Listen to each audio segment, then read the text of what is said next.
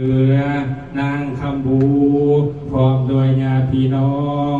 ได้สร้างสังฆทานผ้าขาวพร้อมด้วยผ้าไตรจีวร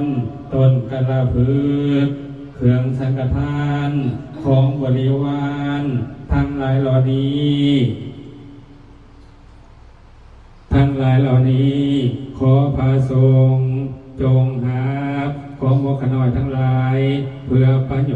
ชน์และความสุขแก่หมู่ขน้อยทั้งหลาย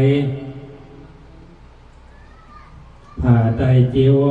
ร1 สูตรต้นกระพึก1 ต้นพร้อมด้วย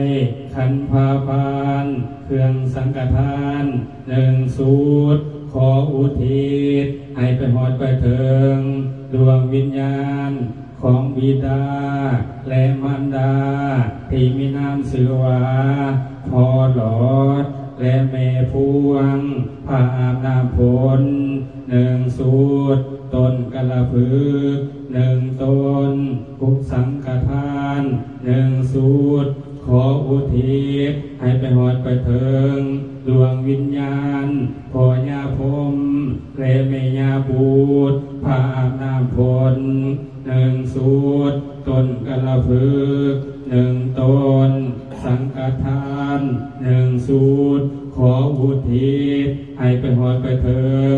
ดวงวิญญาณของพ่อย่าเสดและแม่ย่าเลี้ยงพระอาบน้ำฝน1 สูตรต้นกระพึก1 ต้น